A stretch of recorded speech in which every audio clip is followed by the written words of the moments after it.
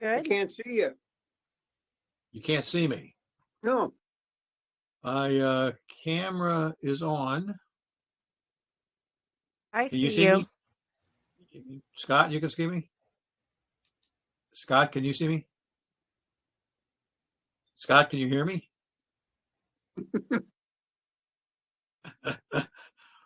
You hear me, Scott? Hello? Scott, are you there? Scott, can you hear us?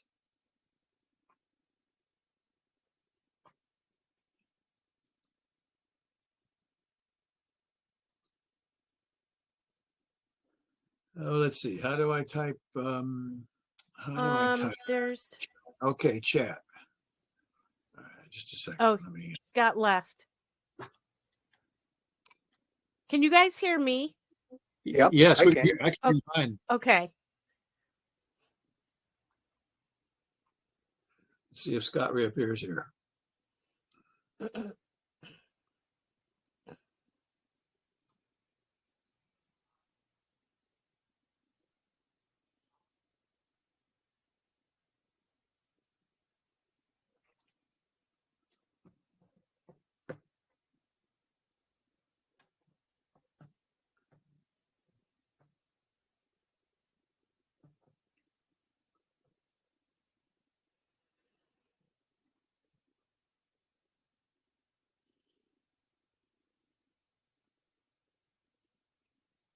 I can see you now, John.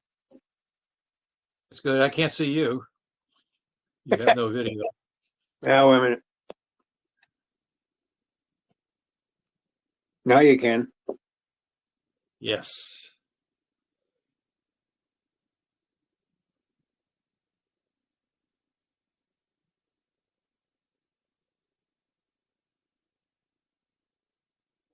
I'll try calling.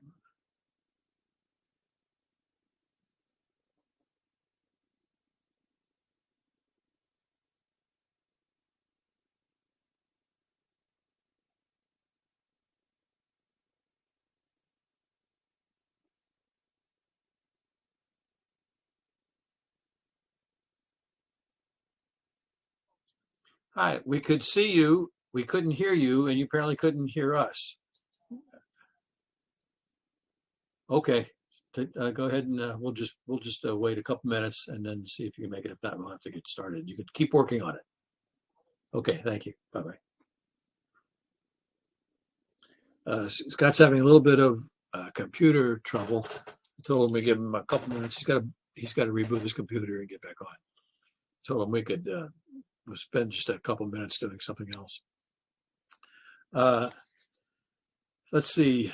Everyone has the budget that we sent around, and what we're intending to do today is Bob and I had a meeting with Chris to go over and get clarification on some items so we would understand them to be able to present them and talk about them tonight. So that's what we did late this morning. And the budget is balanced.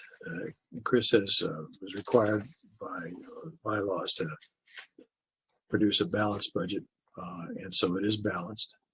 The overview I think that I have with the budget is that the budget looks pretty good to me, with just maybe a couple of exceptions, which we'll talk about. There are a few surprising things in it, but we got them sort of clarified as to what's going on.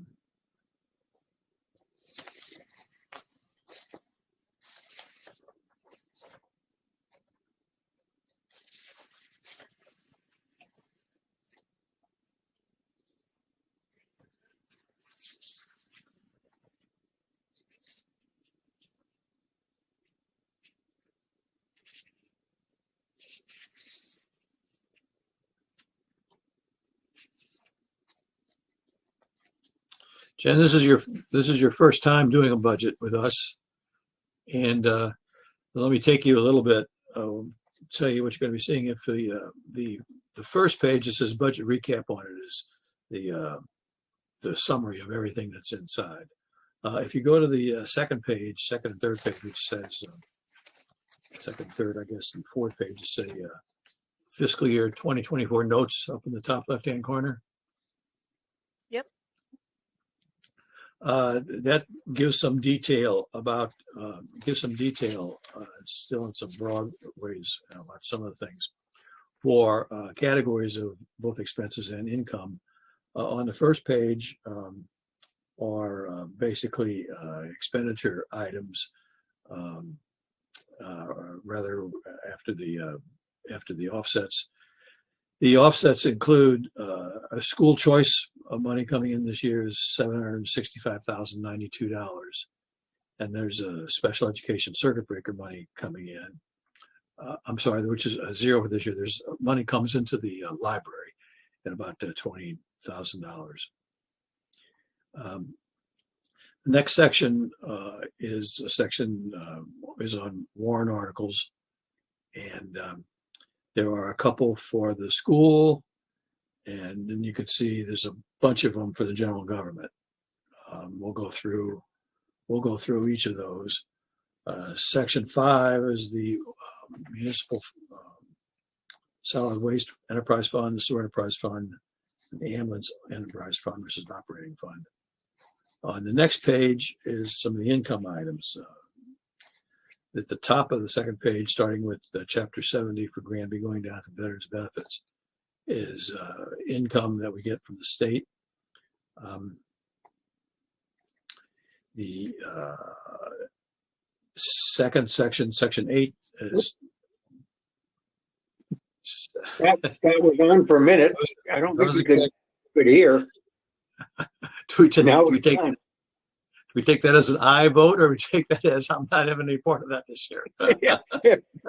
He was either waving to say hi or goodbye. Yeah. Section 8 is state and county assessments. Those are things that we pay. They're part of the budget, but we actually don't vote on those. Those are offsets to the income, and I don't think they actually appear in the budget any place. It includes what we pay out in school choice, we pay out in charter school presentations. Big one has always been retired teachers' health insurance, but those are assessed, and they come out of the income that we would get from the state. Next item on local receipts, and you can see a collection of things that are categorized under local receipts. The Pathfinder assessment, broken up into pieces. Pathfinder is voted on as a separate budget item. It's voted as the total amount. The section 11 is basically the top level summary of the budget for the school department and the transportation, school transportation. A couple of small items, forest revolving, dog revolving. On 12, general government, this is what we're going to be mostly going over. All the backup sheets really relate to this general government piece, and those are all the different departments. And includes both the departments that report to the select board through Mr. Martin, and also to the independently elected officials of town. So that's the broad summary. Yep. Let's get on into the individual. The next page, you'll see this is there's there's 2 or 3 pages that have the title net school spending at the top. Mm-hmm. We won't go into that, but that is what the town's offset is out of the school budget. It's the items that the school has the town cover, so the school doesn't have to, for example, get its own auditor and get its own payroll clerk and everything like that. So it's the things that are required, that school's required to do, but they don't put on additional manpower to do it themselves. And so it's all lumped together out of these as a school, as the town expenditures on behalf of the schools. And the bottom line then offsets the school budget. And then we get into the budget sheets for the individual departments. The first one is the moderator. On the left-hand side of the budget, you'll see the summary of items, and then at the upper block, and then the lower block, what you'll see is individual account numbers. The number in the middle is the number of the department, so that 114 is the department number for the moderator. That may come up at other times, but that's how we refer back to. That's how we refer back to what it is that we're talking about, and they're in order. So, for example, if we wanted to talk about Department 192, you wouldn't have to search all the way through it. It's in order, so you find the stuff that's around it and work your way to 192. Yep. Okay. Just the 4-digit number, that's the account number, or 4-digit number is the basic account number. There will be a number of accounts that you'll see that have more than one item to them, and that's determined by the third column or the fourth column over there. For example, if there are some encumbrances, if there are other kind of signifiers, then there might be more than one item into the account number, but it's basically for that account. Yep. The budget guidelines for this year, given out by Chris, if he consults with the personnel board and consults with the select board. The guidelines that he sent out for the budgets were for salaries and wages to increase at 3% for elected officials and 3% plus steps for other town employees, and then for the individuals who are under contract with the city, with the town, such as the school department and the fire department, and the police department, and so on. Their contract determines what's in their compensation increases for the year. And the other budget guideline was to try to get to a bottom line increase of 3%. And that was achieved sometimes, other times it was not quite achieved, but everybody made an effort to get their total budget increased to 3%. On the moderator, on the moderator, the moderator's budget is the same as last year. The information that we're given goes back a few years. The budget for fiscal year 21, the amount actually spent in fiscal year 21, budget for 22, the amount actually spent in 22, then the budget for last year, or rather for the current year, fiscal year 23, and then the budget for next year, fiscal year 24. And then if there's a change in the amount, that's listed in the second last column, and the percentage change at the very end. The moderator budget is usually fairly flat, and there's no change in that. Let's go on to the Board of Selectmen. John, Yes. can you hear me? Yes, we can. So I'm on my phone. I can't get the computer to work, so I'll have to get by, I guess. Okay, good. But you can hear us correctly? Yep. Right? All right, and you got the budget material. I do. Okay, so we'll go along. We're on the Board of Selectmen's budget number 122. Okay. Bottom line for their budget was a 4% decrease, and the key items I think maybe that we looked at there was there's one item that's a item number 122-5301, 122 Contracted? 5301 on contracted services. That's down by $20,000. The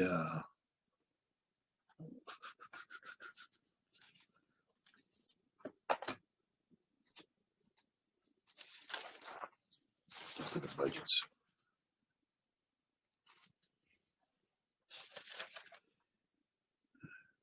That was a amount that was in the budget for last year, which not for a project which wasn't started yet. It was the finance committee asked for some money to be put in the selectmen budgets to start a project to hire an outside firm to study the situation for what could be done with the Granby schools. The problem, as we see it, is this. You may remember that last year in the budget, there were two major capital items that were approved for the school for improvements or corrections of various problems. One for the cafeteria and the other one, I forget what the other one was, but it was like $4 million total. And it turned out that that put us over the limit. If all that money was spent on the schools, on the high school, then we would violate the law that says that if you spend more than 30%, I think, of the assessed value of the schools in a building in a 3-year period, then you have to bring the entire building up to code. And that would have put us over that. So we couldn't, we knew that was a possibility at the town meeting. So we appointed basically the chairman of the finance committee and the chairman of the select board to go over those items and check with the building department and so forth, and came to the same conclusion that it was in fact going to put us over the limit. So one of the items was done, but the other one wasn't. But what that does is that it points out what the major problem is that's going to face the schools. And that is that unless the town is willing to vote an enormous sum of money as an override, not going to be able to either repair or build a new high school. So that's sitting there facing the town and facing the school department. So what we asked for was the beginning of a study to see what alternatives existed for educating Granby's students. But the project was not started this year. It's going to take some political willpower to get anybody involved, I think. But I have a question. Yes. So, I mean, this is the schools. What happens to our other buildings? Do we run into these situations where we're not maintaining them and then it gets to a point where we have to tear everything down and start over? So is there, when we build them, is there a plan put in place to maintain so that longevity and we're able to upgrade when it becomes necessary? In the past, whoever in charge of the buildings is supposed to keep us up to date on the situation. Getting feedback someplace. It was me, John. Okay. The one example, probably the old town hall building. That got to the point where it was to do any more repairs on it would have basically been, we would have to bring the whole thing up to code. As you know, we sold that building instead and bought another one, and that hasn't really needed anything to be done to it. Just a few things here and there, and stuff has been done. We've added capital items over the years. The library building is been kept up. The public safety building's been kept up. There's not that has required some repair work, and they've gone ahead and done the repair work. Highway department building Not much maintenance to do there, I don't think, but that's been kept up. Those are all fairly new buildings now that we have in town. And the exception is the schools. The West Street School was, I think, pretty much at that point where something had to be done, and the town voted the override to replace that school. So the situation now exists with the high school, and money's been spent on, enormous money was spent on the roof not too many years ago. But there's the schools have low assessed values, and once you get to a certain point, if you start having $1 million projects, it adds up, and you get into trouble. I might add that in the last 3, 4, 5 years, whatever it is,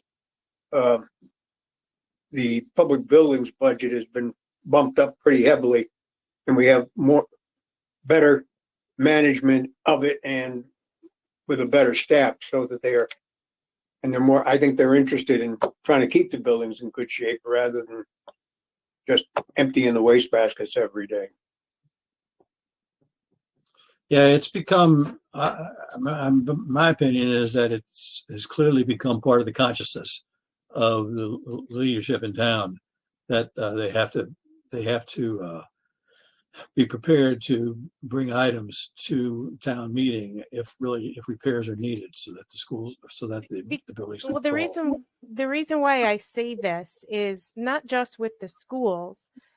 I don't see waiting for a building to get to the point where we're now asking the town to make decisions that's going to be very expensive. And it doesn't matter what town building it is, because they're all town buildings.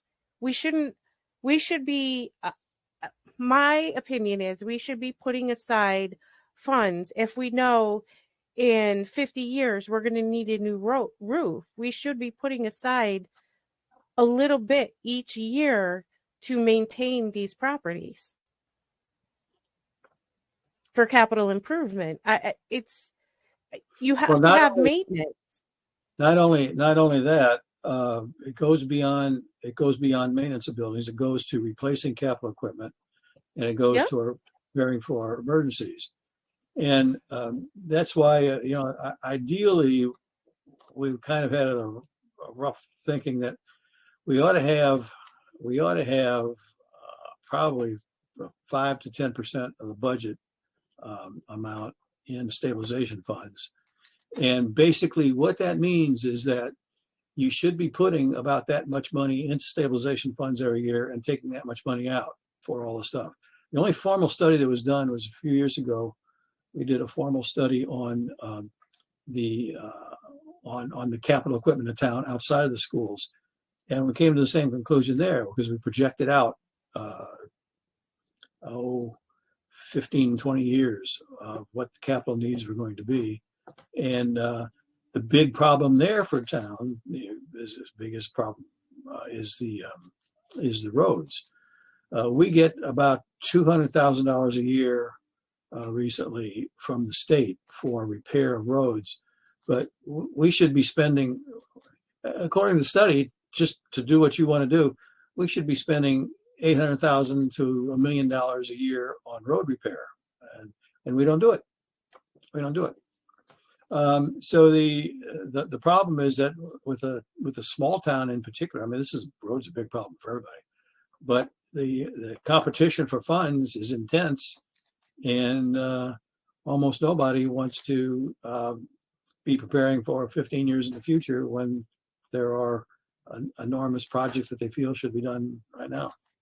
So, but no, I think I don't think you get disagreement with anybody that that's the appropriate way to do it. But you take a look at what the funds are that would be needed to be put away to do that, and you get a situation like we're spending $1 million a year, I think, now, paying off in the neighborhood of that, paying off the loan for East Meadow. And basically, you should be thinking about putting that away into a fund every year so that you would take repairs out of that. Eventually, buildings probably would have to be torn down and rebuilt. But to do to prepare for the upkeep, which doesn't happen in those large amounts every year, but when upkeep happens, sometimes it requires very large amounts. Schools roof's a good example of that. You don't need to replace the roof more than once every 20 years. You shouldn't, but when you do, it's a big, big expense. So,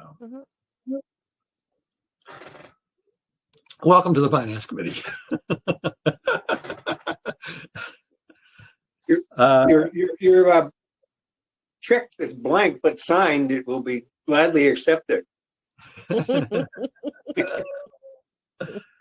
it's a trade-off with the operating expenses. I mean, there's not a lot of money going around. We sat with roughly $2 million of free cash this year, and stabilization funds get $200,000.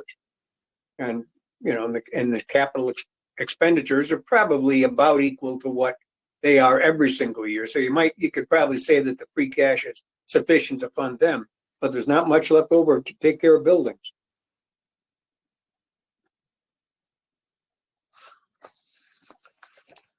Okay, let's move on from the Select Board of Finance Committee. We just put in the 3% raise on the budget. Reserve fund. Reserve fund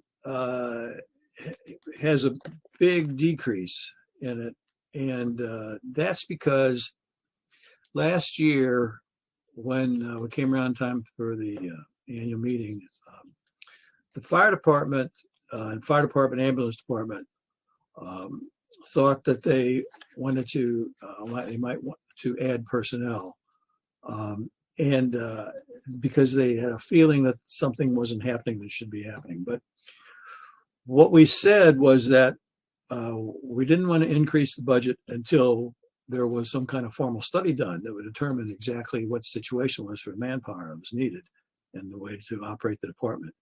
So we included a bunch of money in the reserve fund, specifically for the purpose that if a study was done and if it showed a need for more personnel, and if everybody agreed that need was there, everybody being select board and the town administrator and the departments and the finance committee, then the money would be available. It wouldn't have to be voted at a special town meeting to make it happen. But the study was never done. I think they felt that they went along that they may not have needed it. So that's why the reduction in the reserve fund is. Now the reserve fund is used for the following purpose. Budgets are people's best guesses as to what's going to happen, but every year in some budgets there are some completely unexpected things. Emergencies happen, big things break that hadn't been expected. One way or another, something happens in the budget that they can't handle it. And most of the town budgets are fairly small, as you'll see. So the reserve fund is set up so that if these things, if something untoward happens and money is needed, you're not supposed to spend any money until it's allocated. So you can't, unless there's some emergencies, or there's some emergency situations where a department would be allowed to spend money without going through another formal process. But in general, they're supposed to get that cleared by whoever the supervisor or ultimate supervisor, whether it's Chris Morton for the town departments or an elected official. They have to sign off on a request for additional funds to be transferred in the budget. And that's supposed to be transferred into their budget before the money is spent.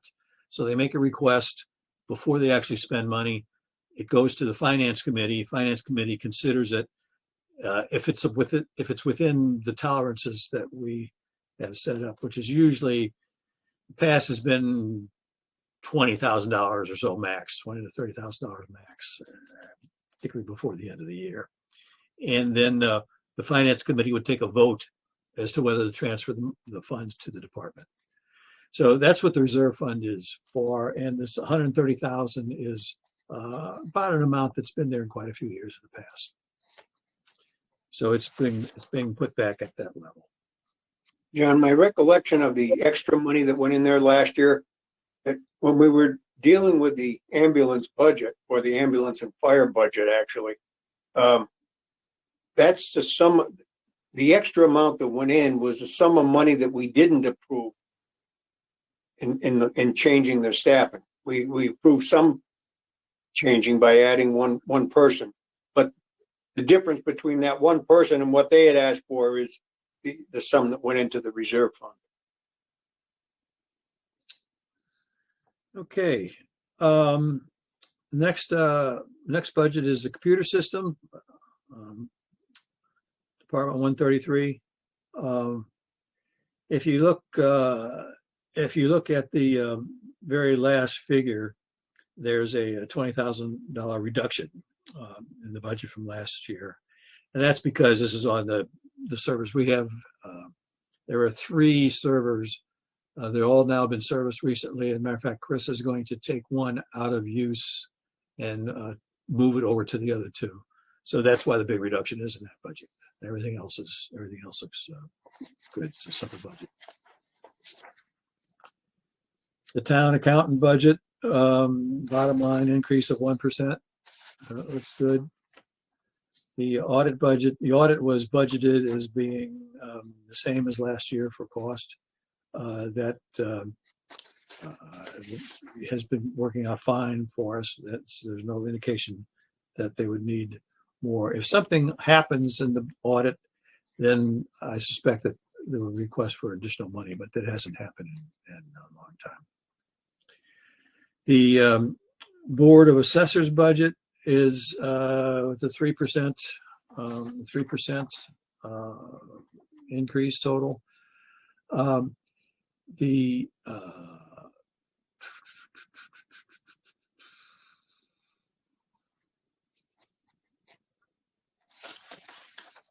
If you'll look down the 3rd line in the bottom box on wages, you see that the wages have gone up by 6%.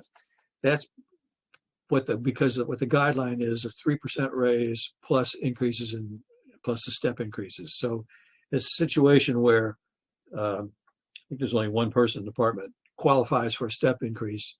So they get the step increase, and the step increases right now are 3%. And then the whole schedule is raised by 3% to account for the cost of living increase. That's what the 3 plus 3 means. So you'll see that for some of the individual lines, more than the 3%. 3% is for, you'll see 3% where there are elected officials, or where it's called for in a union contract, or where it is a town employee, but they're already at the top step of the wage scale. Town treasurer, say a 3% increase in the budget. Tax collector, 3% increase in the budget. The tax collector is paid in an unusual way. Has been paid in an unusual way for quite a few years. Tax collector has a fixed compensation amount voted on by town, and in past years, the tax collector gets to keep a portion of the demand fees. I think it's called demand fees. Demand fees, and that's when taxes aren't paid on time. Then there's another process that has to go through to get the taxes in, and so when they're collected that way, and there are fees that result in that to the individuals who are lax on their taxes, then there's a pot of money that comes into the town for those fees.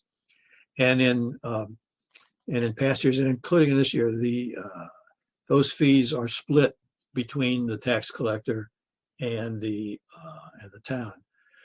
And normally that comes out pretty close to what the raise would normally be. It didn't in this case. And so we've asked Chris to go back and check with the tax collector to see if the tax collector has an interest in changing this system. and getting out of the system where he or she gets a portion of the fees for collecting these taxes which are delinquent, and move to just a straight salary and then fit into the salary schedule of whatever raise is given to elected officials every year.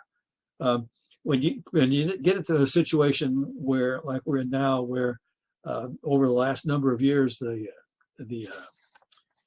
fees have been fairly flat, then you result in the tax collector getting less than if he or she were just on a regular salary scale. So we've asked Chris to see whether the tax collector wants to keep the current structure and have the 2% raise for next year, or whether the tax collector would be interested in changing the structure to fit in more with the other elected officials and go with a 3% increase for next year. So that's a small change, but it's we should be aware of it in the finance committee. Legal department. Legal fees are budgeted with a fairly hefty increase, over 50% increase. And that's because there's a lot more stuff going on. And they expect to be more going on next year. There were a lot of costs associated with the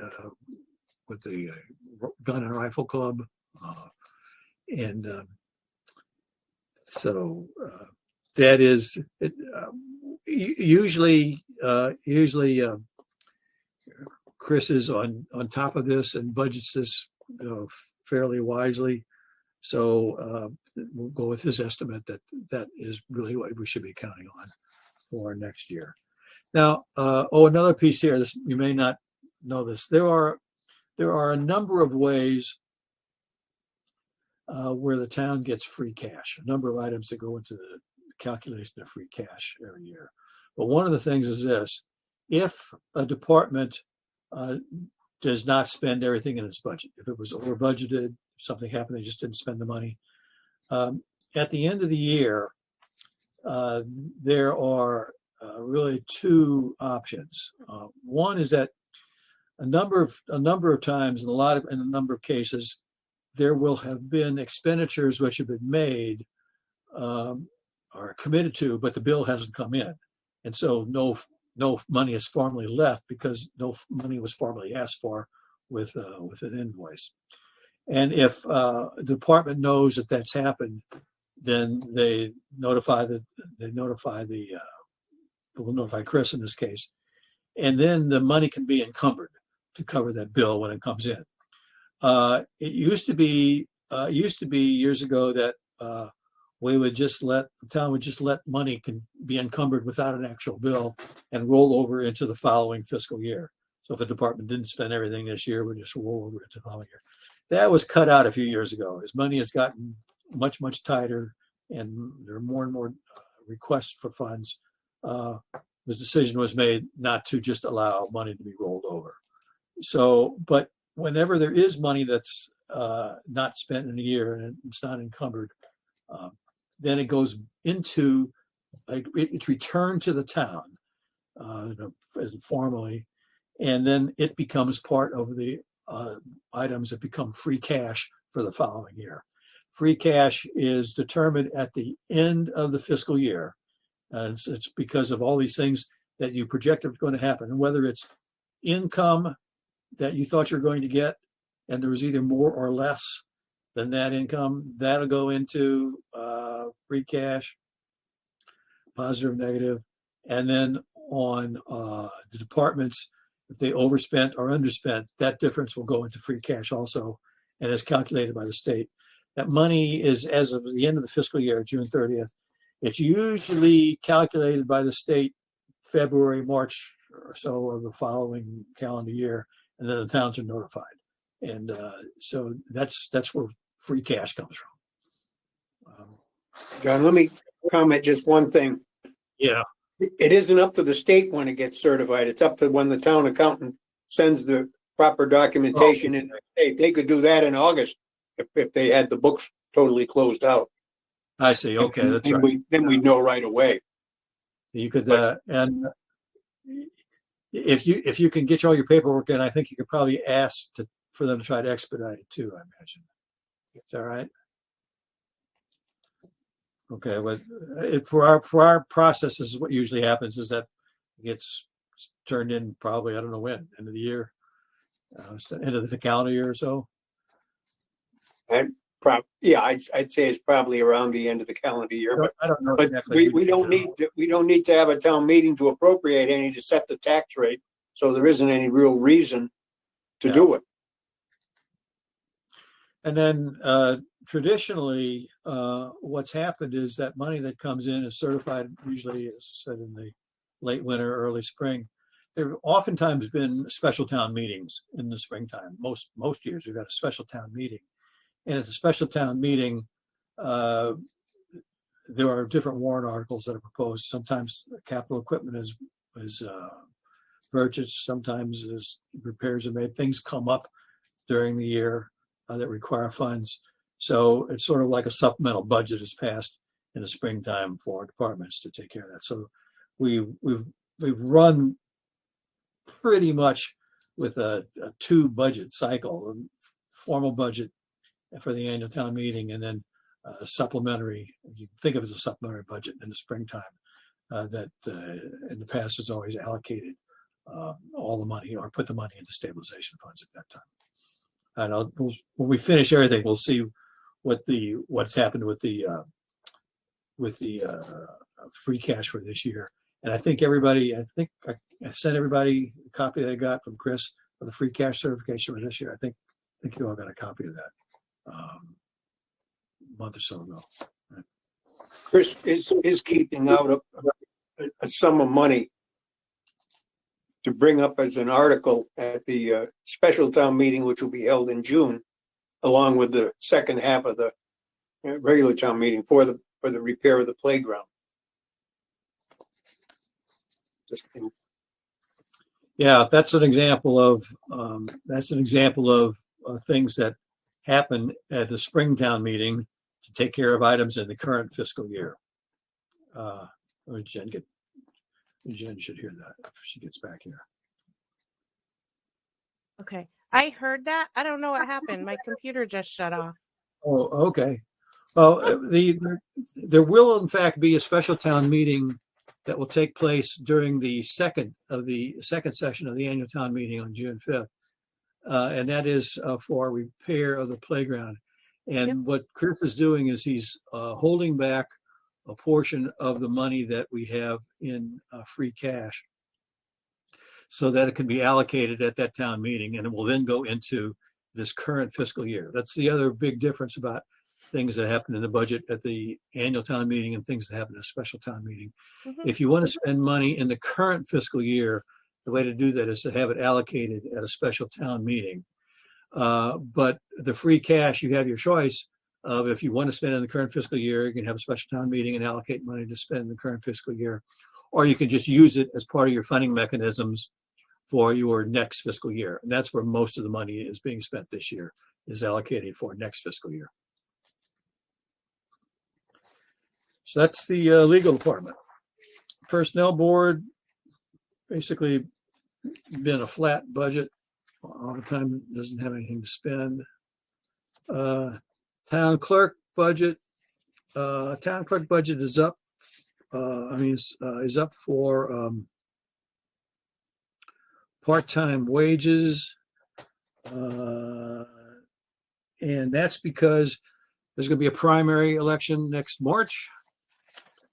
And Kathy needs to hire people to do that.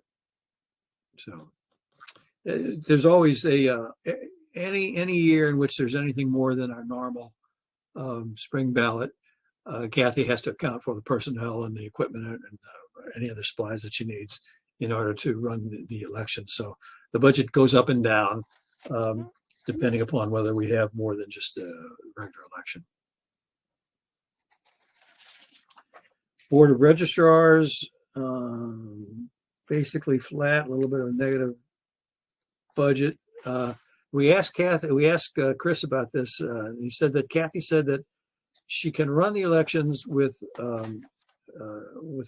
fewer poll workers than she had in the past, and so that she's able to reduce the budget for the contracted services from poll workers for the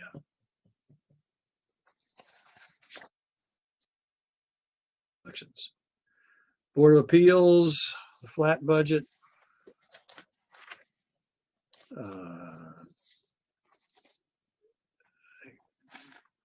Planner, conservation agents up 3%. Public buildings is up 3%. Let's take you through some items in here in particular that we talked about, some of the bigger differences. Item, this is Department 192, item 5300 for contractual janitorial services. And that goes along with, hold on just a second, that goes along with item number 5310, which is contracts. Now, here's what the money in those budget items are for. The contracted janitorial services includes contract cleaners for the new library and the police station. And the contracts in 5310 are for various things for basically all the buildings. For example,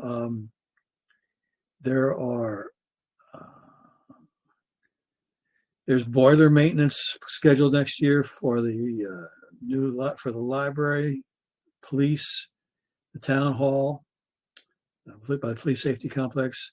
There's pest control scheduled for the town hall. There's testing for the fire systems in many of the buildings, fire alarm systems in many of the buildings. Security systems in most buildings is being tested next year. There's generator maintenance to be done at the public safety complex. The sprinkler system at the public safety complex is to be tested and replaced. Apparently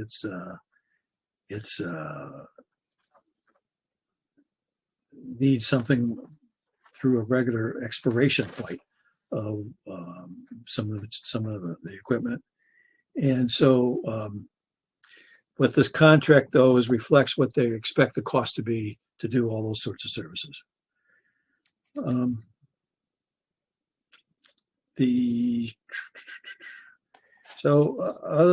than that,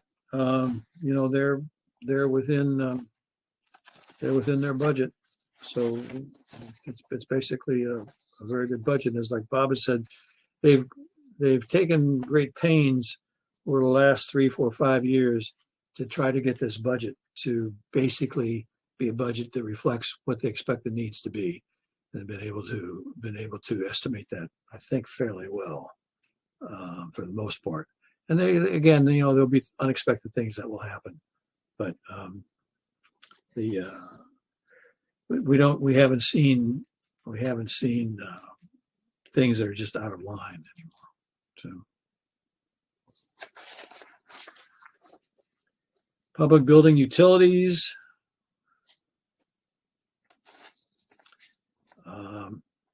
It reflects what the costs are. I think there's some backup material in that if you're interested in some detail. I'll tell you how they arrived at the utility costs. But the next department is, let's see which one.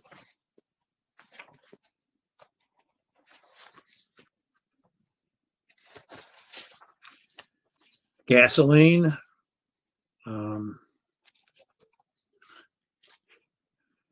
Gasoline and diesel fuel, sort of straight out of the headlines. OPEC has already announced cuts in production.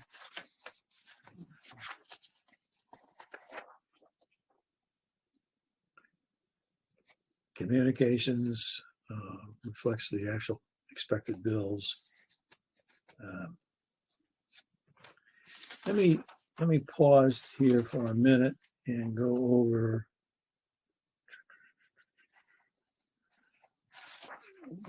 we noticed some differences in things like telephone budgets, including non-existence of telephone budgets in some departments.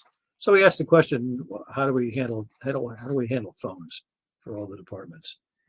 And it turns out there are a couple of different things that happen. One is that the police department and the fire department have their own phone system, their own phones through the Granby phone company, OTT. And the highway has its own system done through Verizon through the police department. And a number of cell phones for different people in town are actually done through the police department budget, not through the police department budget, but through the police department contract. And these will get charged back to individual departments.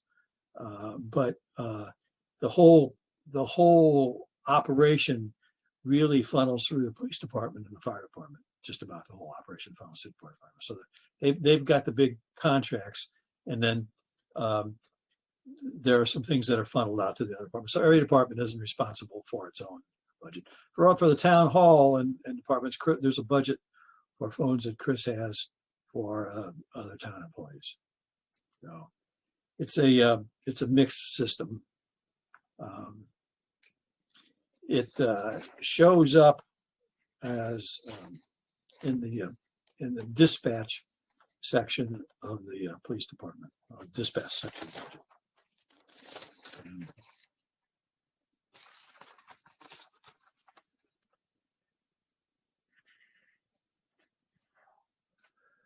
On budget number 210, which is the police department budget.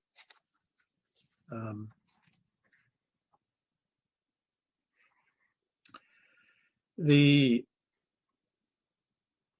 increases are, there's a big increase in overtime wages. Let's see.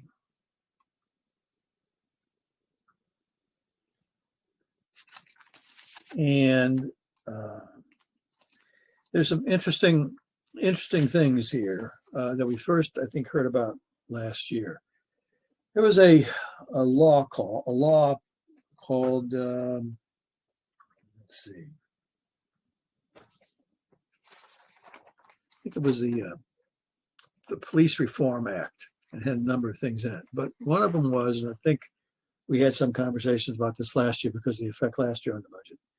So it used to be the police department could use part-time officers and people in the training program for various police functions that the police department has to carry out. But this Police Reform Act made a change in that, and it requires that you can still use part-timers and you can still use auxiliary police for functions, but for some of them, you can only use them if they, in fact, have been through basically the same training that police officers get. There's a separate training system called the Police Bridge, the Bridge Academy, which is sounds like it's about a cut-down version of the Police Academy, where they don't get the full training that you get in the Police Academy, but they get a lot of it. And unless your auxiliary policeman or your part-time policemen have been through at least that Bridge Academy, they can no longer do certain functions in the police department. So that means that you're replacing the part-time people and your auxiliary people with regular officers who have to spend overtime to do some of these functions. And that's why the system changed for compensation in the police department. Is that the essence of that, Bob? Well, the full-time officers get paid, historically have been paid more than the part-time officers. So there was almost an incentive to try to run the department with part-timers.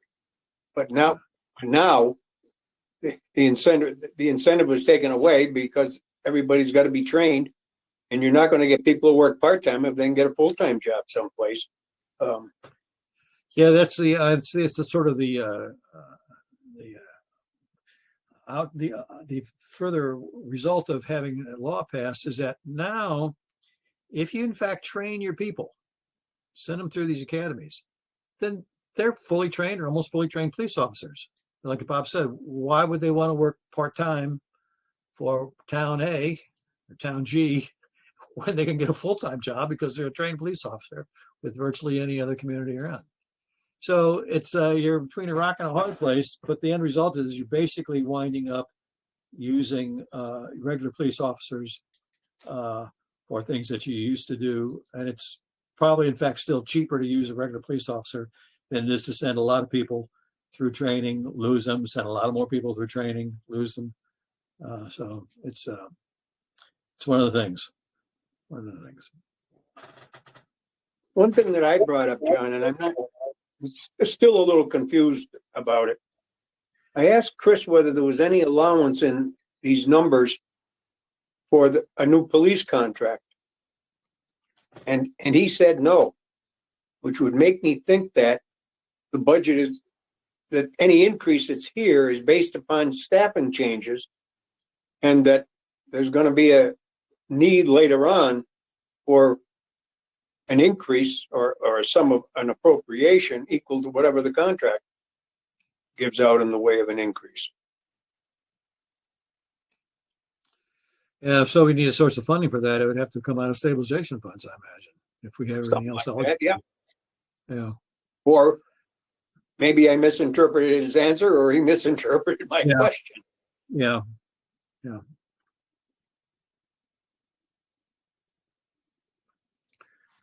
Let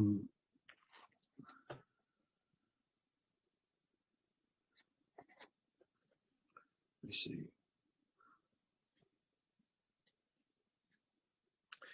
In item number 5308 in Department 210, item number 5308 is maintenance agreement, and that's up a lot. And we were told the reason is they have to buy new tasers. Apparently, they don't buy them a few years at a time and then replace them as they wear out. They're on an all or nothing system. So the time has come to buy new tasers. So that's what the big expense is in that item. So did they give an estimate of how many years they would have to replace? Not on that one. There was a similar system and similar increase in an item in the fire department. We got a figure on that one. This one we did not ask. We did not ask that. Okay. I've got a note, John, that said it tasers, but not sure if new. And I'm not sure whether I meant new as new tasers or new as a new item.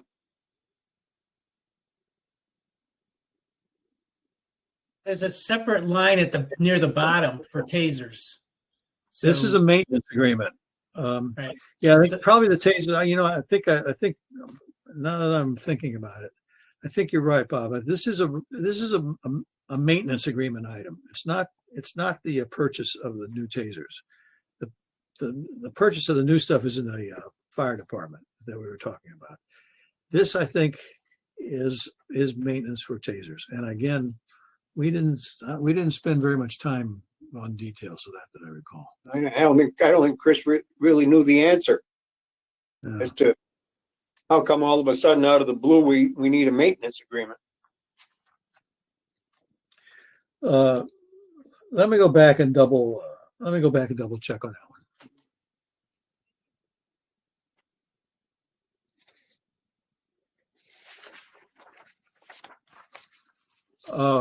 When we finish with the budget and go to the capital items, we'll go back to the beginning pages. There are some capital items of police department too.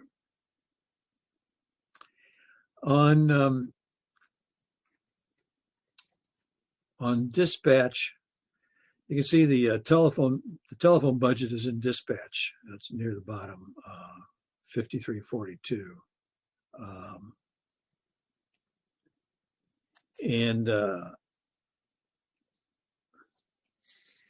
the reason it's put in here is because the dispatch is the one that uses the telephone most. So they got Yep. it in this budget, and it's been charged out. The fees that they actually pay are charged out to other departments as they come in. Just a So, question. yes, That one has a huge increase. yeah. Yeah, they've got to get some new equipment to comply with 9/11 requirements. Yeah, Chris told us about that. The whole system for 9/11 has to be upgraded in town because of the new requirements for it. They need new equipment, Mhm. not just tinkering with stuff. New equipment. So again, I mean, the budget sounded reasonable to us when we went through it with this. Next budget's the fire department budget.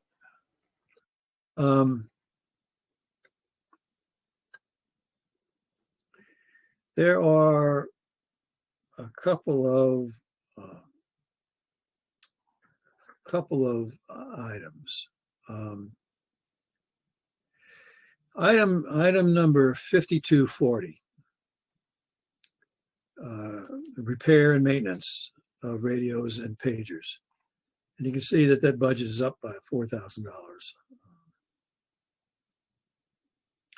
And this is mostly for repairing radios next year.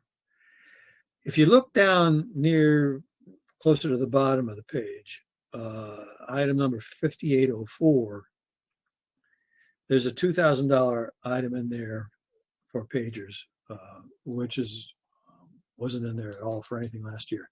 And this is the one that's to buy all new pagers. Apparently, they buy them all at once and they're good for about 10 years. And then they got to be replaced. And that's what's happening. So that all the pagers are being replaced at once. You can see there hasn't been anything budgeted in past years. Mhm. So, the other thing, the one item that we need to talk about is look at item number 5720. Out of state travel. This is to go to a conference out of state. I'm of the school of thought that says that haven't really heard any real good reasons why people should be traveling out of state for conventions. I mean, conventions are nice to go to, but for all of the major things that are done in the state of Massachusetts, in the town and state of Massachusetts, there are conventions and resources in state for handling, I think, everything you need, virtually everything you need. And not only that, if you want something in your budget for out-of-state travel, it has to be voted on by a separate vote. It's got to be brought to the town as a separate budget item and voted with the understanding that people are told that it's for out-of-state travel. It's the only one that's in the entire budget. And I'm not sure we should be doing this. I'm not sure we should be traveling out of state. I mean, it'd be easy for any department to go to out-of-state travel. I mean, you can just imagine there are fire, police conventions all over the country, highway conventions. You can imagine Volvo, a big producer of highway machines, saying, well, let's have a conference in Sweden this year for all of our customers come from around the world. And probably get a pretty big audience that way. But is it a good investment for the town? I don't know that it is. And I don't know that the perspective of having people go out of state for a conference as opposed to doing in-state conferences when money is as tight as it is and we're facing this period of inflation, I don't know if we should be happy about this. But because it's in the draft budget, if we want to take it out, we need to take a vote and ask Chris to take it out of the budget. So Probably rubbing a little salt into the wounds. It's not only, it's for the chief and one employee. And I can say my recollection of out-of-state conferences, having gone to a few in the old days, there's very nice hospitality suites, and you can get some nice shows at the local ballrooms and nightclubs and the like. I'm just going to make a comment. It Yeah. looks like in past years, except for FY23, that they've had it. That was a line item in the budget. Not that they ever used it, but it has been there. That's a sore point.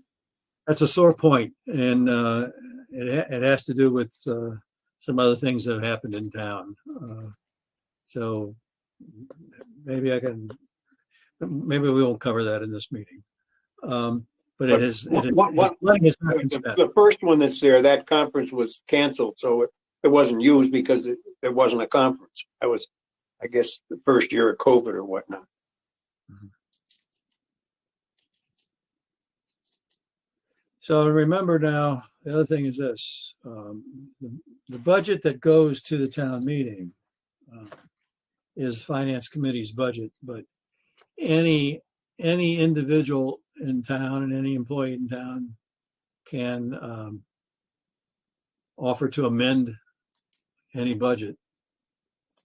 There are some guidelines for some. For example, you can't cut the school budget below minimum required spending, but the budget that's presented as a formal budget is our budget. So, but it has in past years sometimes not been the final budget that's been voted on. We have to have budget recommendations in by the middle of May.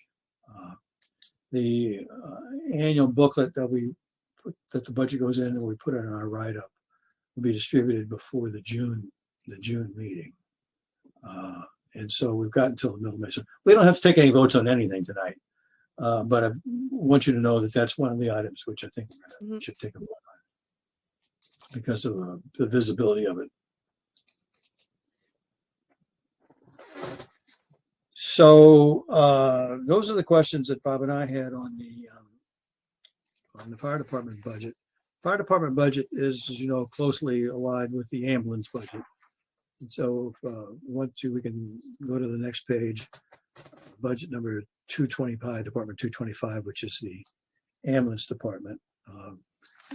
Money comes out of the enterprise fund for the ambulance department.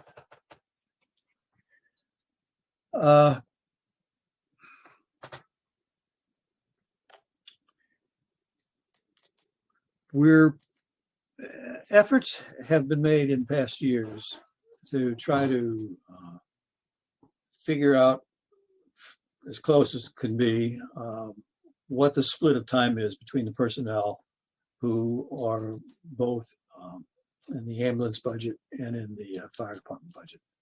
So there's some equitable split. The money for the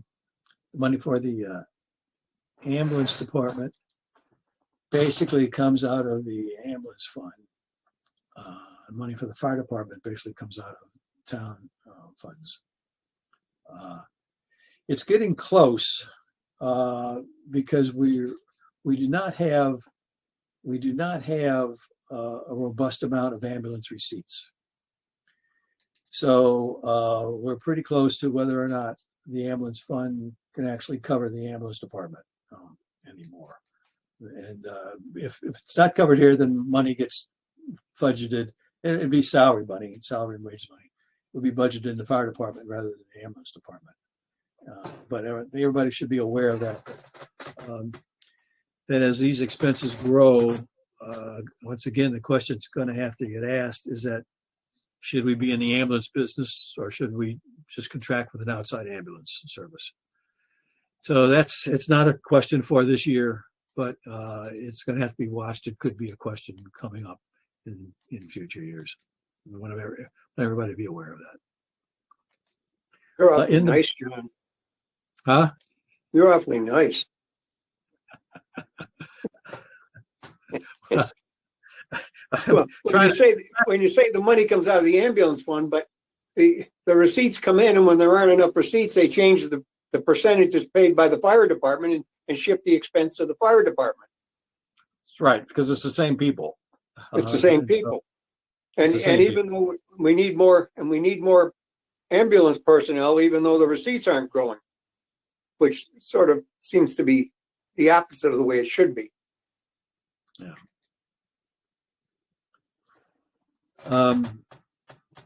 Within the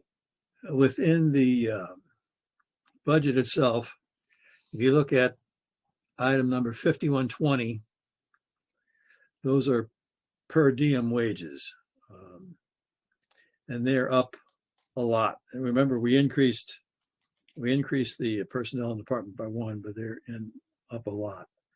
And it's not clear, but that may have something to do with the way people are allocated to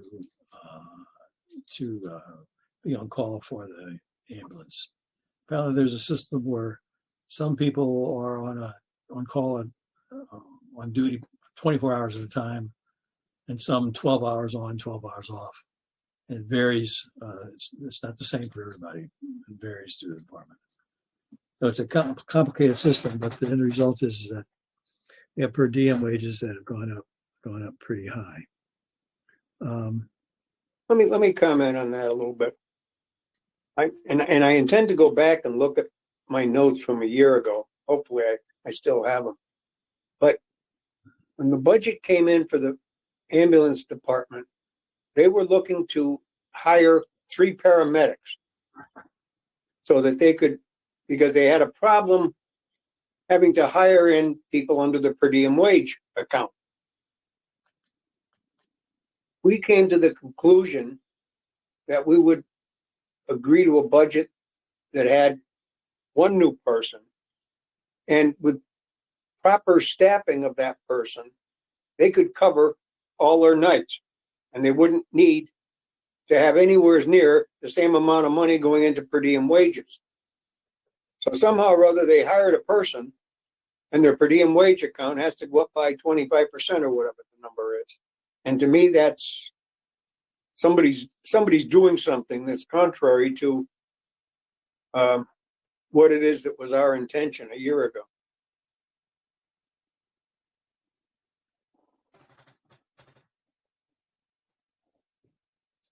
In other words, I'm not terribly happy about seeing that. So again, one of the consequences is that if we reach a point where we can't afford to do it for the money that's coming in to the ambulance fund, and remember the ambulance fund has got to purchase ambulances also. That if the income coming in doesn't meet that, then we're going to have to ask the question of whether or not we should be running our own ambulance department, or whether we should just be contracting out with a local town, so that it could be that their increase in cost would not match ours because they're not the same structure. So it's nothing, as I said, it's nothing for this year, but it's one of the things that Finance Committee, as well as the Select Board, are going to have to keep their eye on in the future. Why are the receipts going down? Well, one reason is that I think the price of an ambulance, I think if you want to take an ambulance ride, I think it's like $1,200. Medicare pays $400, I believe. And if you have a Medicare patient, you're not allowed to collect any extra from a Medicare patient. So your normal bill of $1,200 will be reimbursed $400. But that hasn't changed. The price is going up. That hasn't changed. That's been the case. dollars. in a long time. But it used to be, I remember when a figure was given for the price of an ambulance was $800 what they cost. And that's when I first started keeping track. Before that, I don't know. I mean, that doesn't go back a long number of years. So it could have been much closer than that years and years ago. Medicare has not changed its rate in a long time, but the cost has gone up. And apparently, same thing is true with private insurance companies. That some private insurance companies, if you're accepting their payments, you can't really collect anything more from the users. So that they may get reimbursed $800,000 for a $1,200 ambulance ride if that's what the ambulance ride costs. So we And just I'm not forgive- completely we just positive forgive over. the balance? Huh? We just forgive the balance? Yeah, you have If to. it's 1,200 and you forgive $400 every time? No, Well, the if it's 1,200 is only what someone here has determined they'd like to put on the bill anyways. I mean, there's no guarantee that 1,200 is the right number. Maybe the right number is 950. It's probably not the $800 figure. I mean, I'm sure Medicare is looking for a way to get out as cheap as possible, but you can't go back to the people. The only time you can go back, I'm trying to think.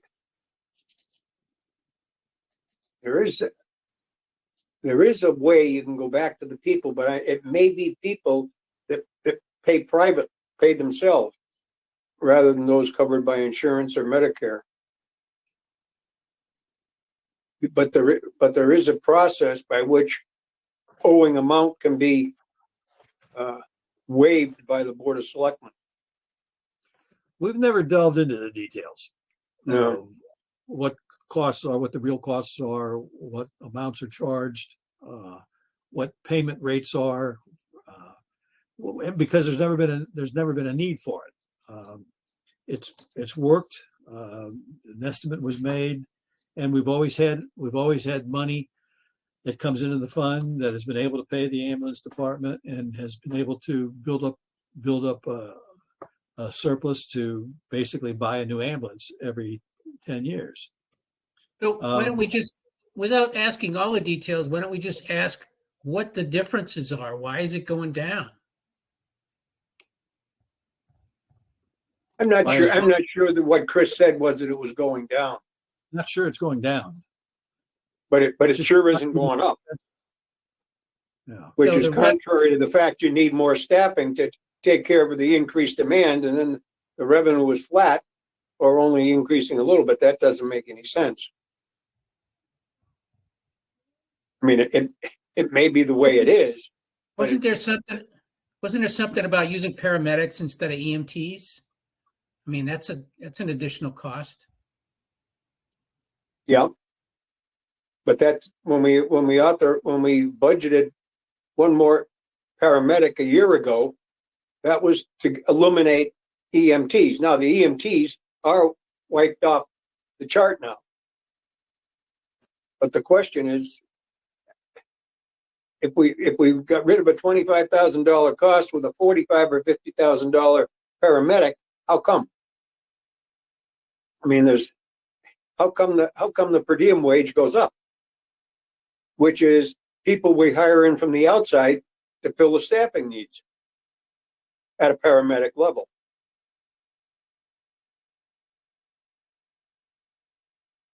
I don't know. It might be worth how do we right side it, I guess? We tried a year ago by saying we needed a study to justify any more. And did they ever give us the study? No, that was the money that we talked about in the reserve fund. They never did the study. I mean, and the study wasn't hire it out; it was do it themselves. So they didn't do the study to justify the need for more personnel, but instead they're spending more money now than they did a year ago.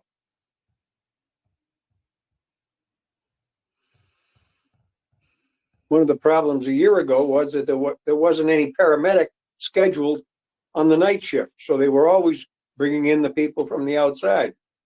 So the obvious solution to that would seem to be to have one of your personnel work the night shift. But rather than working night shifts, we go to 12-hour shifts and 24-hour shifts.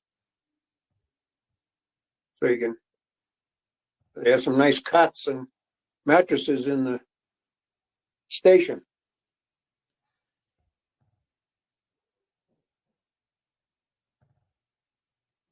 Sounds like overtime. Pardon? Sounds like overtime while you're sleeping. No, you're on a 24-hour shift, so it's not overtime. It's just regular straight pay while you're sleeping.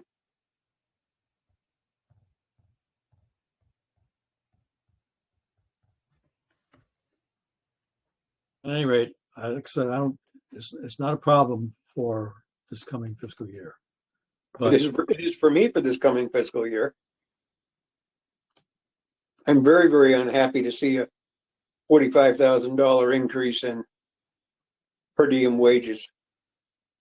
I think we ought to ask them to give us a study of who's working when. Would it be a simple category? They have it in the wrong category. Like if they hired someone and it should Oh. be in wages and not per diem. So per No. diem is people from the outside that aren't our employees. In other words, we get a paramedic from Amherst. No, that no, fills I in understand. Yeah, I understand that. I thought that they were hiring someone. And did they categorize it incorrectly? Based on the other conversations, from what I understood was that they hired someone, but they didn't. It sounds like they're just still contracting. But there are full-time. How about both? In other words, they did hire someone. There's no question about that. But the per diem wage went up by basically the cost of another person.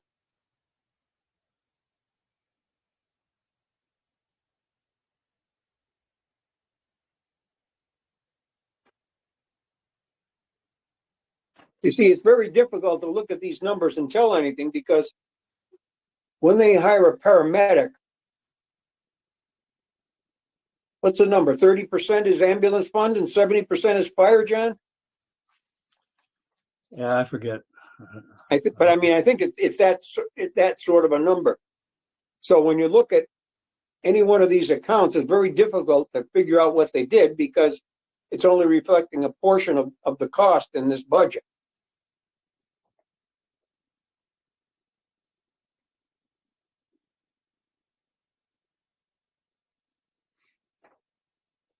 So there's no per diem on in the fire that I can see. Huh? You got me on that one, Scott. There's no per diem in the fire department's budget. No, So all the the per diem is all ambulance. Yeah. No question about that because they don't have any responsibilities to the fire department. They're somebody that's purely a paramedic, hired as a paramedic. That's all they do. What if And they you don't just do it. ask? But when we hire a paramedic that's on the Granby payroll, their salary is being split between ambulance and the fire department. Why don't you just ask the question? How do they explain per diem going up? Just have them explain that. I mean, that's what's bothering you and me. So just ask them. We can try.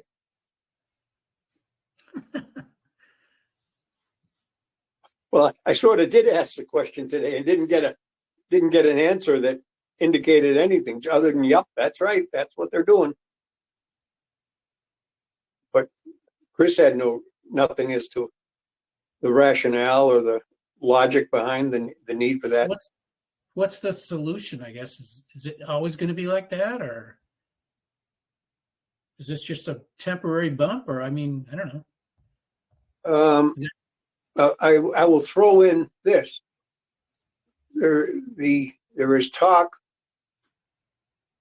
that when it comes time to buy a new ambulance, we will not trade in the old ambulance. And that would obviously entail the need for more ambulance personnel. Well, we're gonna have to dig our fingers into that when the I mean, time comes. just in That's general more on the expensive ambulance thing, I than- have a hard time. If it's necessary to buy a new ambulance, it must be because the old one isn't any good anymore. And if it's not any good anymore, why should we be using it to transport people that need to be taken care of? Or to transport more people and have a bigger loss. Or have a bigger loss, yeah.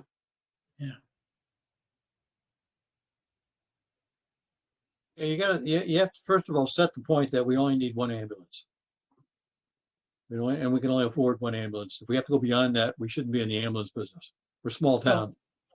And if you only need one ambulance, then the question is, if the ambulance is still running, why you buy a new one? That's right. But I think we do need some sort of figures to justify the Okay, per well, that's diem fine. wages. Why there's a need for so much more than they had a year ago when they've got one more person working there.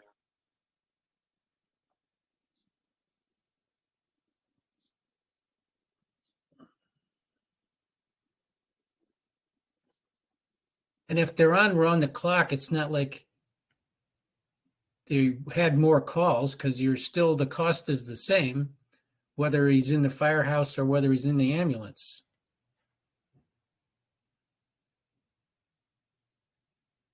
But if the revenue is flat or close to it, it means there's no tremendous increase in the number of calls.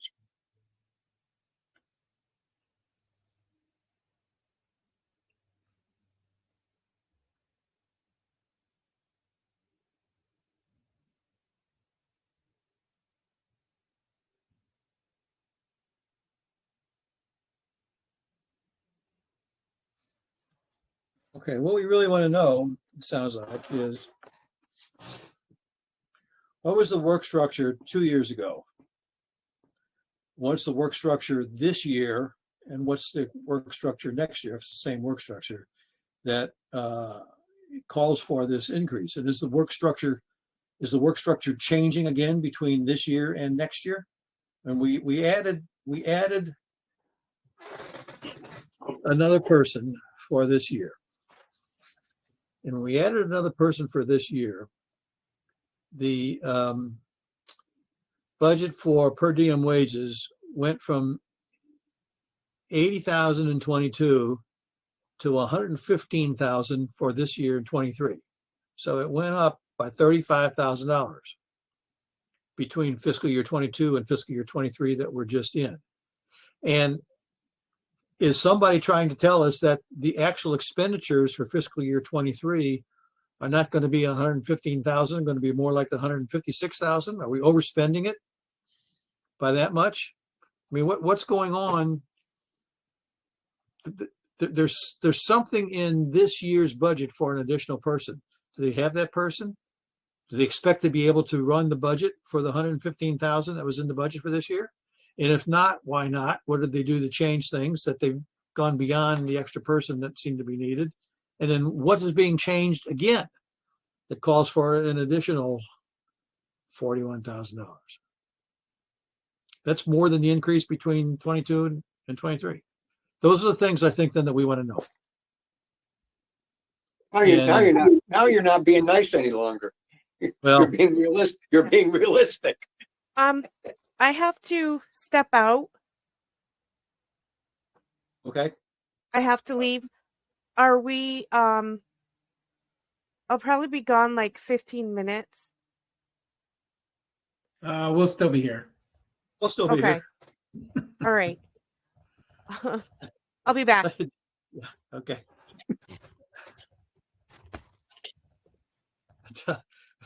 When Jen comes back, we're telling her years and years ago, the first budget meeting was usually no shorter than a 4-hour meeting. But okay. And I don't look upon this as being mean. I look upon this as putting into words the expressions of the finance committee. All right. Anything else on the ambulance department budget? All right, inspections department. Big increase in the inspections department. We have to hire a new inspector, Chris said, for next year. And he said that the costs, and this is all communities around us, the cost is skyrocketing for inspections for the personnel. People do not want to work part-time. So it's all full-time work now. They don't want to split between communities if possible. So he said this is what it's going to cost to have a full-time inspector. So that's a building inspector or electrical inspector or a plumbing inspector? Just the building. Just the building? Yeah. There's a separate budget for plumbing inspector, health inspector, sealer of weights. Is there electrical inspector? I don't know if there's electrical or not. And this is a building inspector. So he's going to be full-time, even if we don't have enough buildings to keep him busy, or? Well, one interesting thing is that apparently there are a lot of construction projects in Granby each year, these last few years, and not necessarily building new houses, but additions of things or rooms or pieces to existing structures. If you look at back on the revenue page, if you look at the increase in taxes that's attributed to new construction, that includes repairs and extensions of buildings. Like Chris said, there's a big business right now in putting solar panels on roofs. One example. So I do not know everything that the building inspector does. I do not know anything about workloads. We've never checked that. All we know is that Chris said this was going to cost to have a building inspector next year. Our guy's retiring apparently from us. When you're thinking though about the additional revenue, I mean, the new taxes, where's my sheet?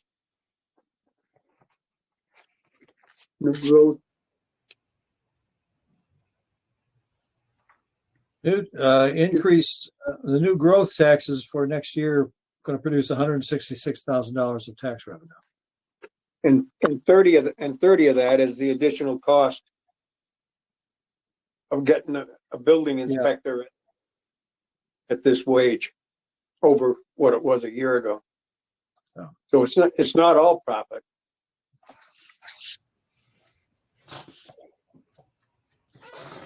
Okay. Next one, small budgets, plumbing inspector, budgeted within budget, sealer weights, no increase. Health inspector budgeted within amount. Emergency management up 490, a touch over guideline, but not really very much. And such a small amount, we didn't even ask any details. It's a very tiny amount. Dog officer budget is fine. Highway department, if you look at the highway department budget, this is budget number 420. The whole budget is in at 3%.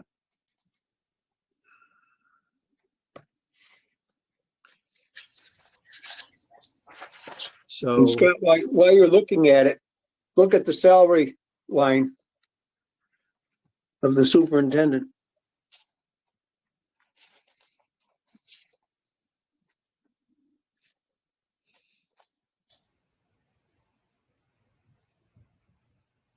So there's only one Dave's salary position? Dave's salary is carried through a number of budgets.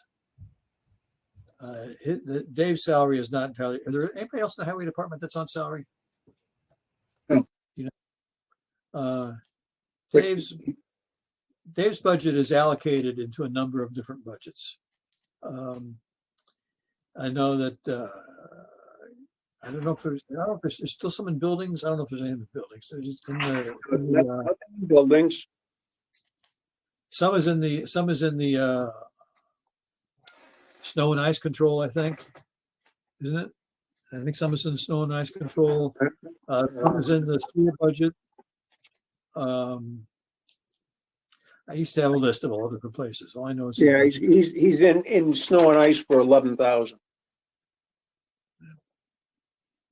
I'm not sure if he's in anything else. He might be something in the sewer. there's something in the sewer budget too, I think.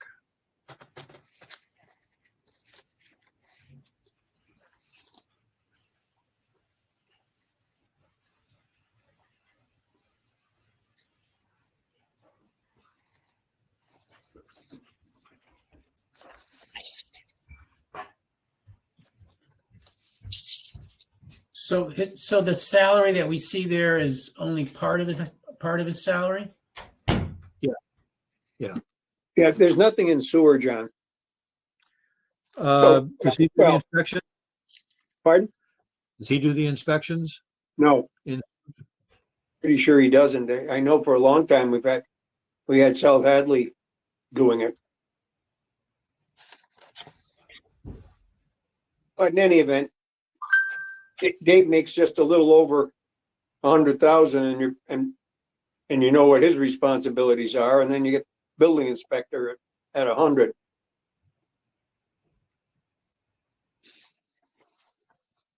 It doesn't seem right, huh? No, I mean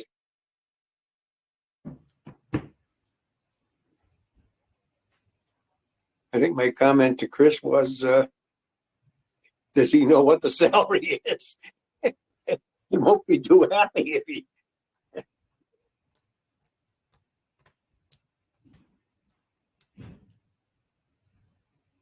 All right, so highway looks good. Snow and ice control is just a guess budget, and it's the budget that doesn't need to be approved to be allocated at a higher amount during the year. It's allowed to spend what you need. The sewer enterprise fund, municipal solid waste enterprise fund, and or just run by where they always have. Bob brought up the question of how long will the fund last, and was given the answer that there's a new contract coming up in 2025, and so at that point, the decision will have to be made once again as to what to do with trash. Chris said something interesting. He said the contracts that he's seen recently seem to say from Waste Management that they're no longer, or they're trying to no longer have the personnel be the ones to pick up the trash cans and throw the trash into the trucks, but they're switching to the machines with the big arms on them that will come in and grab the container and then empty the container. And if so, that means every container in town is going to have to get changed to the ones that go along with these arm mechanisms on the trucks that travel around, but the trash trucks travel around.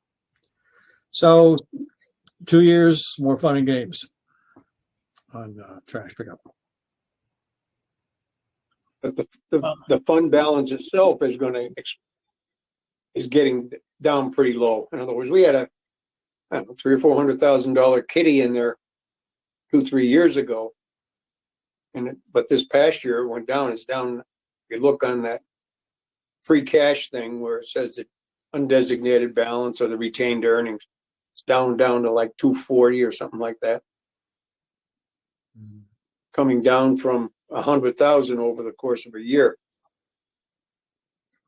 And at that rate, about 25, we won't have anything left. So it'll have to be totally pay as you go. Or figure out how to budget for it. Well, if they're going to be saving for the cost of labor and investing in, some kind of mechanical solution, then maybe there's got to be a savings there, or there could be a savings there. We will have gone through 2 years of heavy inflation. Yeah.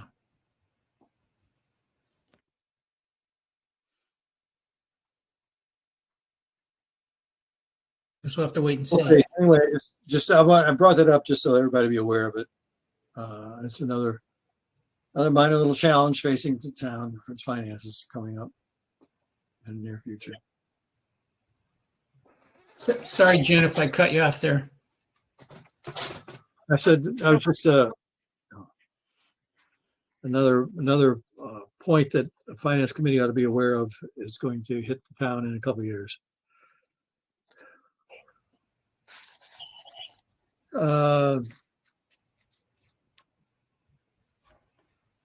Cemetery commission is fairly straightforward. It's a small budget.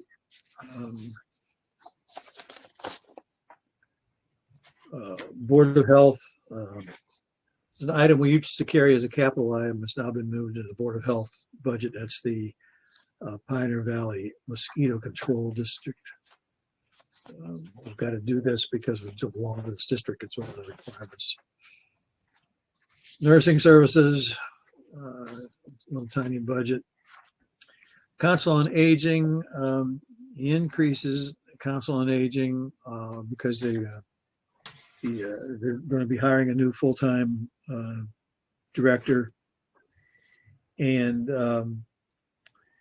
asked about the outreach wages, which are going down. It's because the person who does that now is retiring, and she is sort of at the top of the scale, and they'll be bringing in somebody at the lower end of the scale.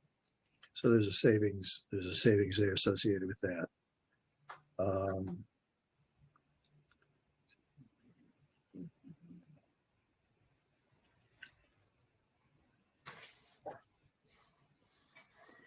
And for the rest of the wages, basically people are working more hours, more activity since COVID has backed off. For example, drivers for the van and so on. There's just more activity, so costs are going to go up there as they maybe reach back to past levels of activity.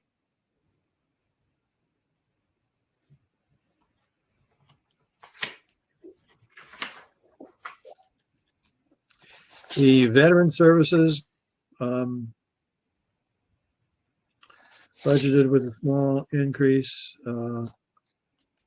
Jen, a veteran service budget, whatever we spend on veteran services, there's a 75% reimbursement to the town from the state. So whatever the budget is, it's really only it's only a quarter of that effectively that costs us. The rest is on a reimbursement basis from the state. Senior lunch program. Does that include the wage account too, John? I thought it did. And I didn't think it did. There's a So wage. is this the gross number or is this the net number? This is gross. Gross. So we'd get reimbursed 3/4 of this, but maybe not the part-time wages. Although the part-time wages, I mean, the person is doing.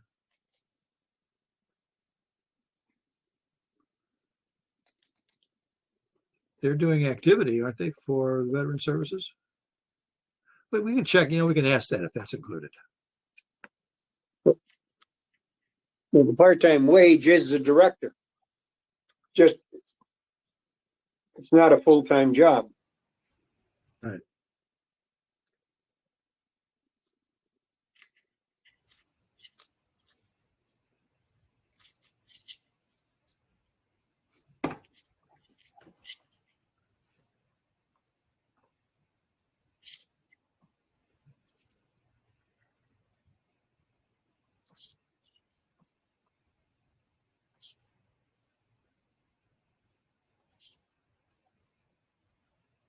Okay, that's another question there. Senior lunch program, animal inspector, public library.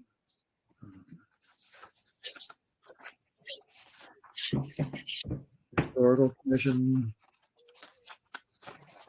Small amount. Retirement of debt. And the debt service interest, all things given we have to take care of. Liability insurance up just a little bit. County retirement figure up 9%.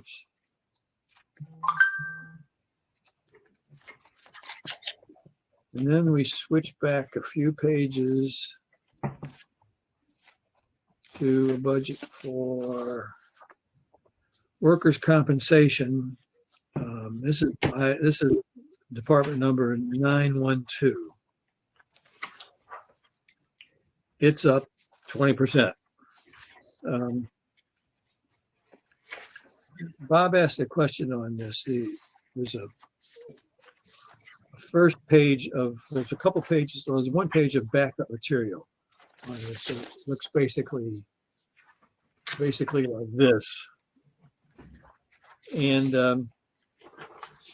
the biggest driver, of course, is the total payroll. And there's been apparently some confusion in the past because the payroll source doesn't necessarily just come from us turning in our payroll wages. So, for example, for 2022, there's a total payroll of $9,459,000. For 2023, the estimate was $15.25 million, and for next year, the estimate is $15.5 million, which is a big difference over the 9. Chris said the 9 was actually, I think, 11 in the figures that he was given to determine what the workers' compensation amount would be. It's budget number 912, workers' compensation.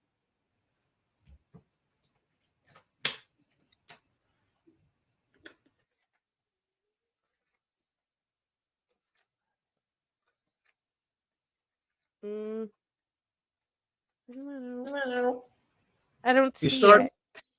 If you start from the back, there are a bunch of pages that are backup material for the last 3 or 4 budgets.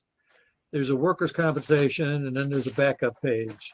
Before it are about maybe 10 pages of the actuarial report on the funding schedule for the Hampshire County Retirement Systems.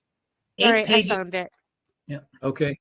And then the workers' compensation is up 20%. And the driver of that seems to be the backup page. If you look into fiscal year 22, salaries are listed at about $9.5 million. Chris said it was actually more than that, but there was a figure that apparently was used. And so it seems like whatever the state is going to do to come up with the compensation amount, or rather the salaries amount, it's probably not going to be the $15.5 million.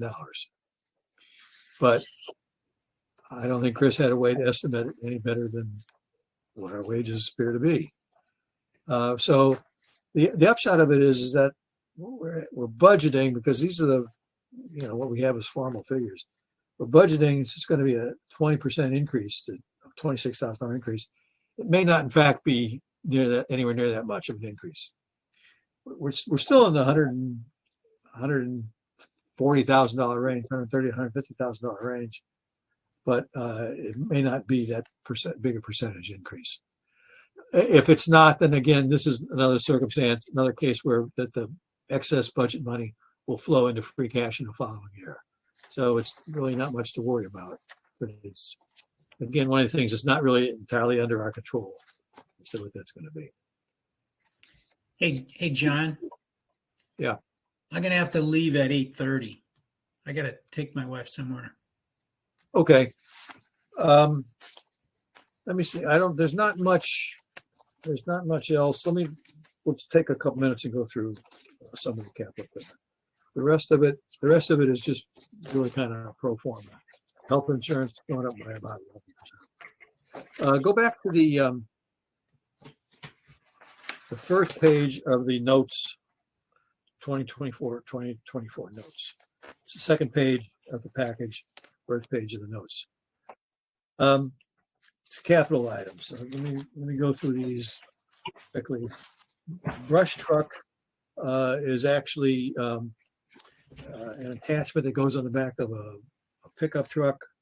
They're replacing the mechanism without replacing the truck, so they're going to take the mechanism off the old truck and they're replacing the body. What did I got it right down here? No, they're putting a new set of the mechanism. They're putting a new set of controls on the old chassis. So they're going to remove the old mechanism off the current chassis, keep the chassis, and put a new mechanism on for the brush truck. And that costs $65,000. The SCBA, what is SCBA? Self-contained breathing apparatus. Ooh, look at Okay, that. for everybody. Yeah. Okay. Those are all new. Police, the new one of them, the unmarked with the cruiser, the marked cruiser is every year we get a new marked cruiser. The unmarked cruiser is going to be a new one. The police chief right now has an unmarked cruiser. Unmarked? Police chief's unmarked? Police chief has a cruiser. He has an unmarked. That he has the right to drive that back and forth to work. And there's going to be, or there either is now, or going to be a lieutenant in the police department, and he's being given the same perk. So he'll have a car to drive back and forth to work, as well as to be used if necessary in police work. So that's the second. I have a question on Yeah. what's their rotation of vehicles? So when they purchase, the marked cruisers are every 3 years, so they Yeah, hold about on to it for 3 years and then get a new and one. then trade it in. They usually run what, 150, 160,000 miles, I thought. Something like that, yeah. Yeah, I mean, they're gonna Maybe a use- little bit less, but more than 100. Yeah. What happens each year? The They buy unmarked one. by one new marked cruiser every year. We have 3 of them in rotation. There's a vacuum truck for the highway, $105,000, and this is a used truck. The one that we're replacing is 30 years old. We've had it for about 20 years, and that's showing signs of wear in the inside piping. This is for cleaning out the catch basins. The public buildings need a camera system. What's happening there is that over at the highway department, apparently citizens are dumping their trash in one of the town's containers over there. So they want to try to put a stop to that. And also they're worried they have a lot of equipment that's left in the back it's not fenced in. So they want to put some cameras on it so they can track activity back through there. And the public safety building has no mechanism to be operated by a handicapped person. You know, like in the town hall, there's a button that you push so that a handicapped person can open the door. That doesn't exist in the public safety building. So this is to put one there in the public safety building. There's $50,000 for tree removal. That's been $100,000 in the last couple of years. Dave's crew does that himself. There are 3 people going to Smithville. We have to pay the tuitions for. They're in programs that are not offered at Pathfinder. The opioid stabilization fund. It's a funny thing here. We were part of a group of communities that sued the state for some funding, sued the state, sued manufacturers, opioid manufacturers, won the suit. We participated in that, so we get money every year from the state this goes into this opioid fund. But due to the way the state works, the money from the state will come into the Granby's regular general fund. That's not where it belongs. It belongs in a special fund related to opioid use. And so what we have to do is we have to take the money in the general fund and then allocate it at a town meeting into the special fund, and then use the money from the special funds for the things. Right now, Chris says he's getting together with other towns to look at a joint effort on something. And the money that comes out and is spent out of the opioid fund has to actually be approved at the national level. National level, or state level. Attorney General proves what you spend it for. But there's a lot of complication around it. But anyway, it's money that comes from a lawsuit that we were successful with. 3 stabilization funds getting small amounts of money, $70,000 each.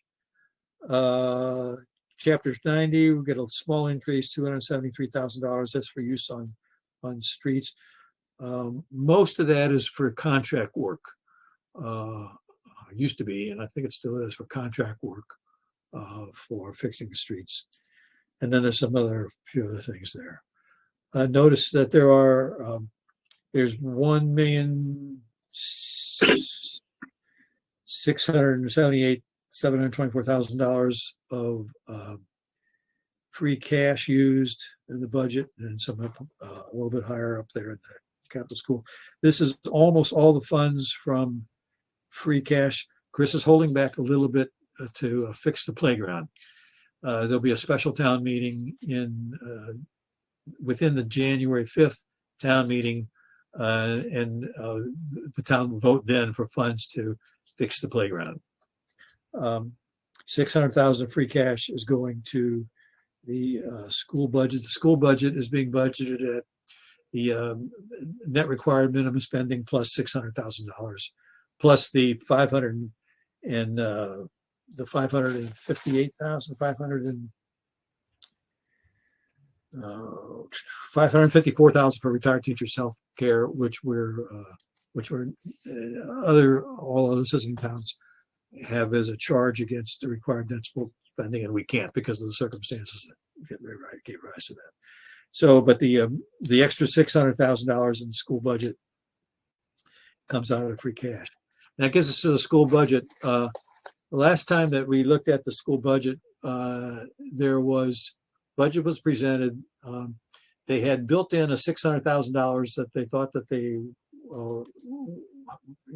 had been given all along in past years, which isn't the case. But it was built in, and then they had another $178,000 on top of that. The latest budget that we just got 4 o'clock after I got 4 o'clock this afternoon, I sent you, is the net school spending plus $600,000, and that's in the amount that's in here, and we'll have to come back and talk about that at another day also. But it probably is not unreasonable given increase in special ed that they have to do. That I think might be all we have to do tonight. We could come back tomorrow night and do some discussion on the school budget, and I may be able to have some answers to Paul Anderson's around the fire department too. I wouldn't really count on that because we're asking for some figures from some past years. So we don't have to meet again. We don't have to meet again this week. We can wait until next week if you're like everything settle in, and I'll just set up a meeting for probably a week from tomorrow on Wednesday night. Okay. That sounds good, John. That sound all right to everybody? Yeah. And after I review and go over notes, can I send a question? Just give me a call. Okay. You got some questions. All right. Yeah, just give me a call. Okay. Yeah, you don't have to wait until next week for that. Yep. All right. I'm tired of talking. Anybody Anybody got anything else that we should discuss tonight? Well, we've got 5 hours in on this today, John, Yeah. because we had 3 hours with Chris this morning. Chris, we were able to condense down to 2 hours. Well, thanks for your efforts, guys. Yes. You're quite welcome. And I'll set up a meeting for, let's see, next Wednesday is the 19. 19th. I'll get a meeting scheduled for us. Is the 6:30 time okay? Yes. Okay. Okay, I'll get a meeting set up for next Wednesday at That day might be a problem for me. My wife's birthday. She might not think it's a good idea. All right, it'll be a problem for her if you have to go to the meeting. Well, that would be one option. Yeah, maybe not the best though, huh? I can't make Tuesday next week. I can do Monday's a holiday. We can't do anything on Monday. Maybe I'll schedule meetings for Wednesday and Thursday, but we'll plan on trying to do it for Wednesday. If a better time works on Wednesday, let me know if a better time works on Wednesday. If you just can't do it, then we might have to. We won't be doing anything new. We'll just be following up on some of these questions. Okay. So, okay. All right. If there's nothing else, I'll take a motion to adjourn. And I So motion. thank everybody very much for coming to the meeting tonight. Do you have a second? I'll second. All in favor? Aye. Aye. Thank you all.